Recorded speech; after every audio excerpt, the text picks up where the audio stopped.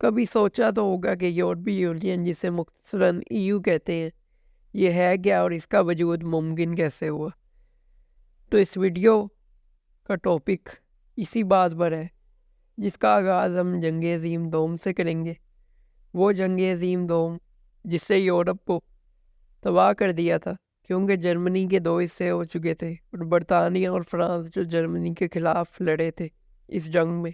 وہ اپنا super power کا سٹیٹس کھو چکے تھے، اور باقی یورپی ممالک سوویت روس اور آئندہ کسی غیر ممکنہ جنگ کے ڈر سے بیٹھے ہوئے تھے۔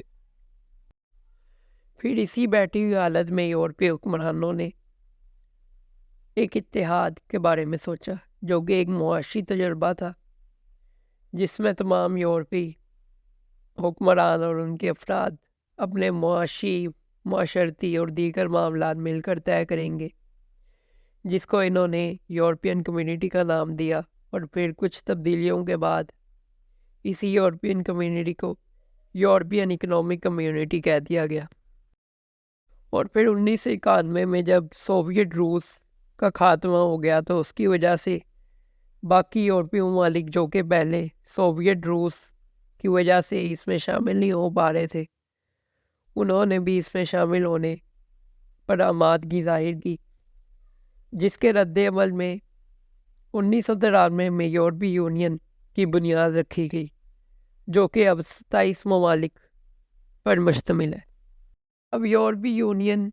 یورپ کو نہ صرف یورو کی فارم میں ایک معاشی طور پر طاقت دیتا ہے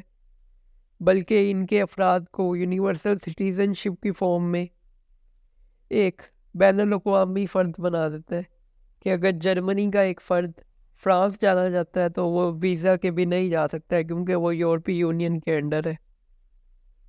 اور پھر ان کی دنیا پر بھی ایک رعب ہے ان کے اتحاد کی وجہ سے، کیونکہ یونٹی اسٹرینتھ اتحاد میں برکت ہے۔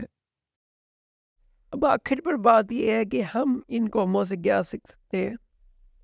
جنہوں نے جنگ عظیم دوم کی تباہی کے بعد مل کر رہنے کو ترجیح دی